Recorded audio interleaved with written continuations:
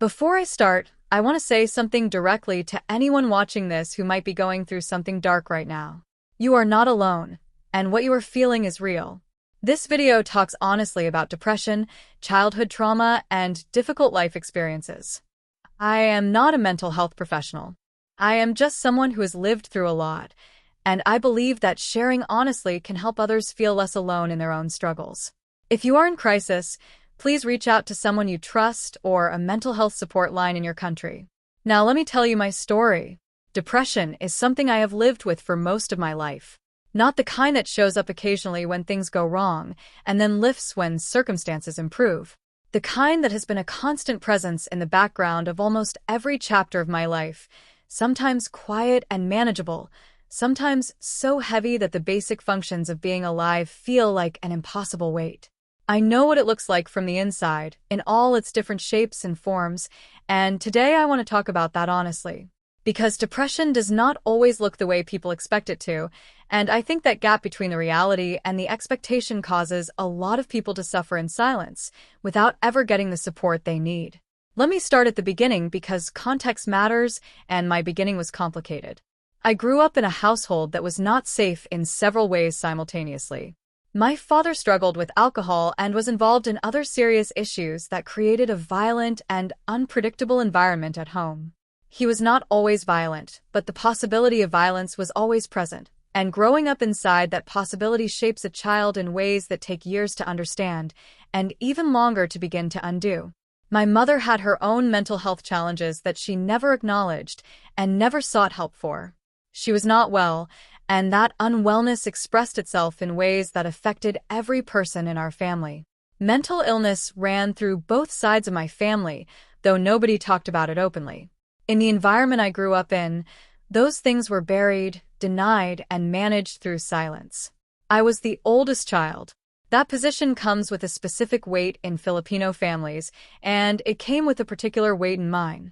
I was expected to hold things together, to manage, to be strong, to support my younger siblings even when I was barely managing my own existence.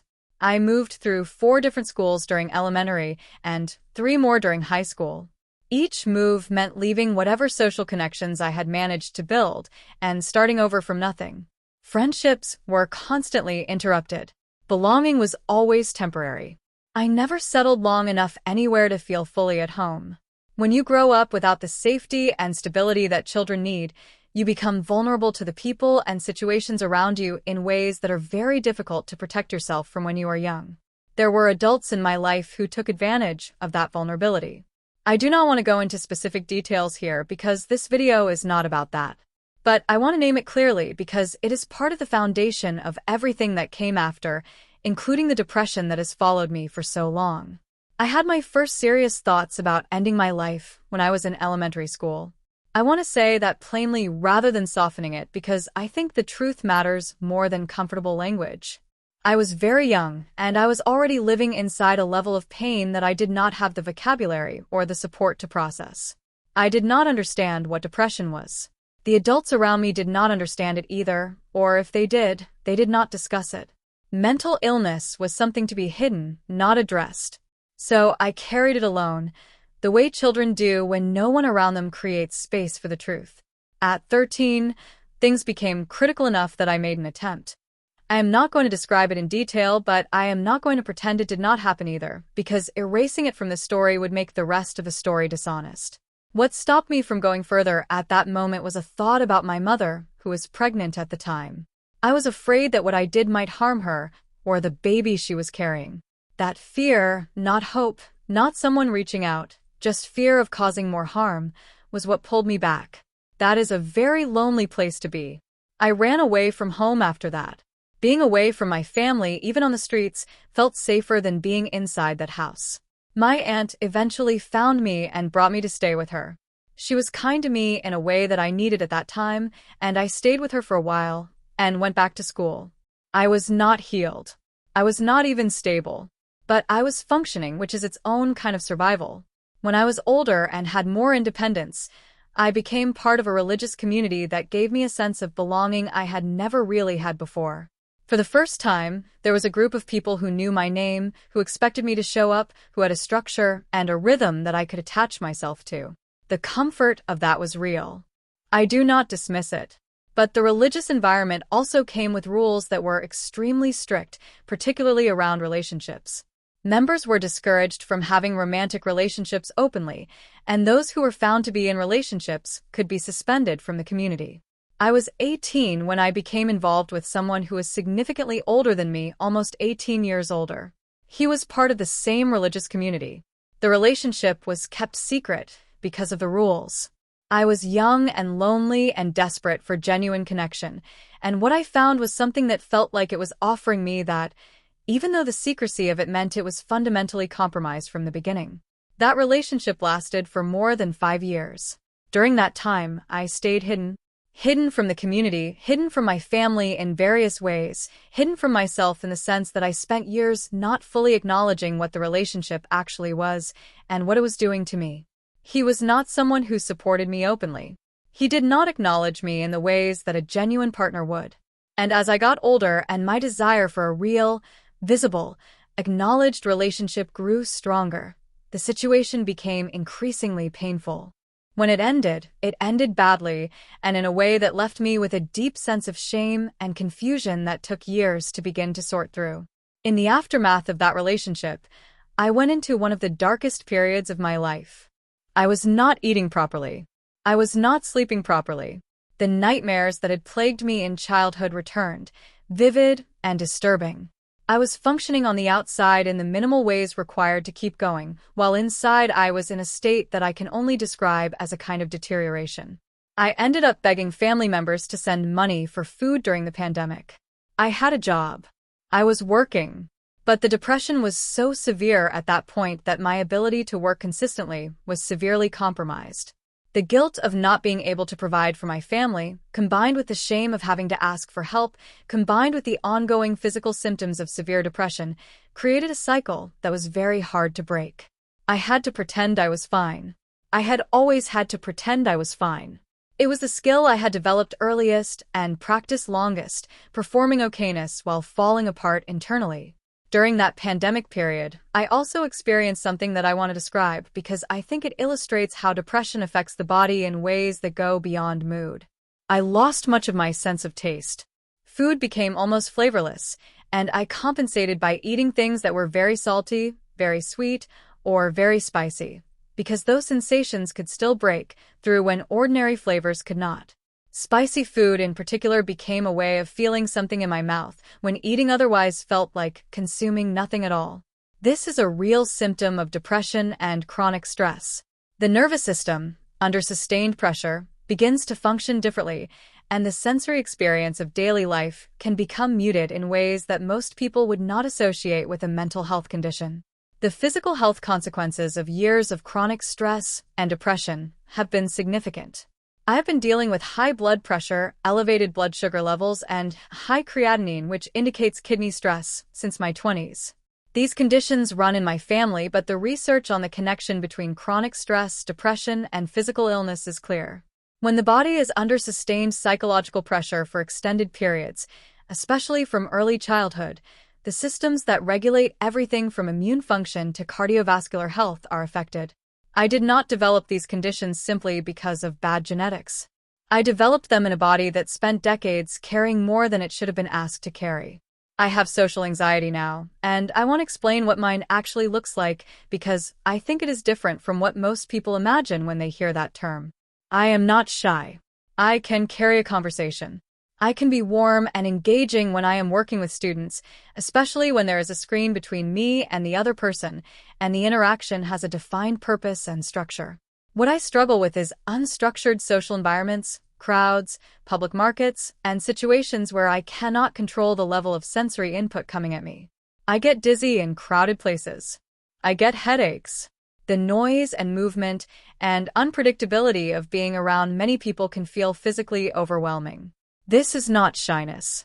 It is a nervous system that was conditioned by years of unpredictable environments to stay on high alert, and that hypervigilance does not switch off easily even when the original source of danger is no longer present.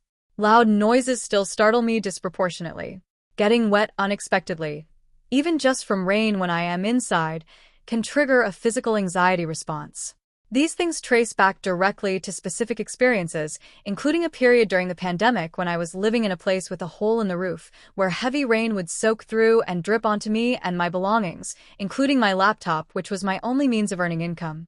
The combination of financial terror, physical discomfort, and helplessness during that time left marks on my body and my nervous system that do not disappear just because circumstances eventually improved. This is what long-term, untreated, under-resourced depression looks like. Not just sadness. Not just low energy. It is physical illness. It is sensory disruption. It is hypervigilance. It is the inability to properly taste food.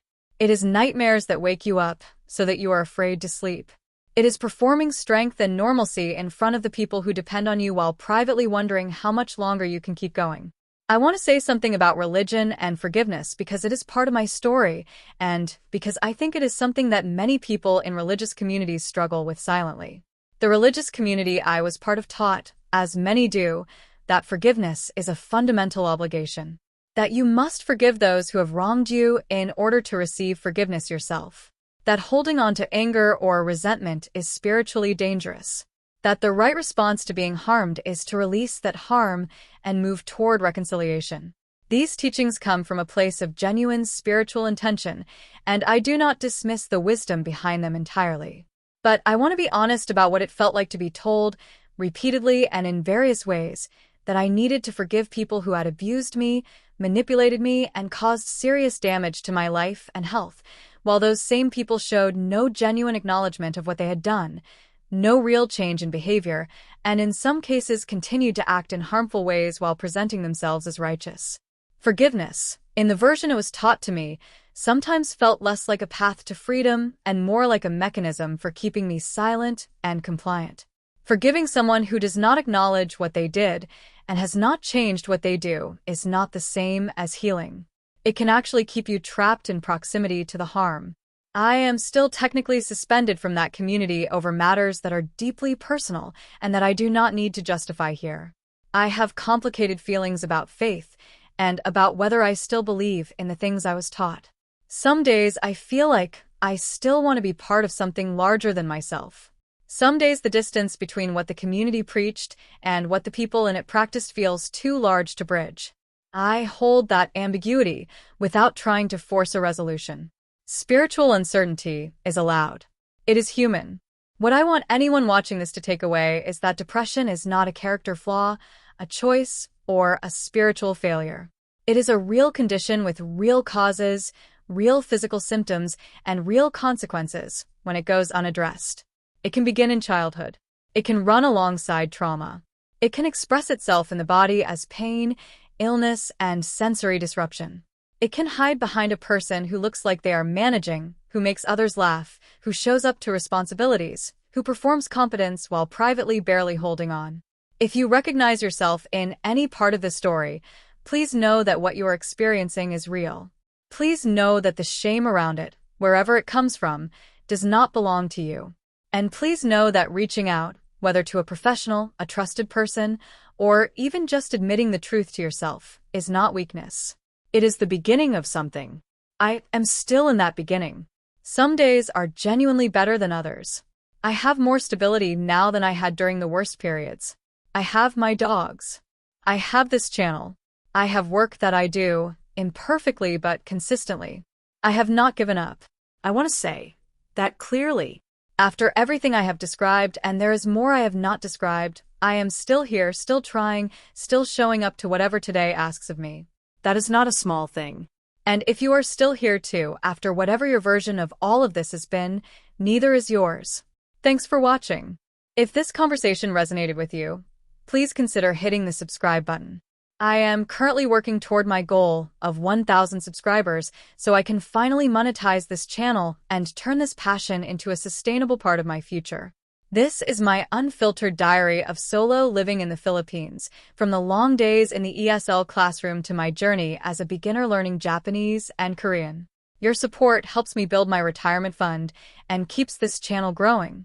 If you would like to help out even more, You can check out the Buy a Treat for My Pets link in the description. My dogs definitely appreciate the love. Make sure you are subscribed so you do not miss the next update. Thank you for being such an important part of this journey. I will see you in the next one.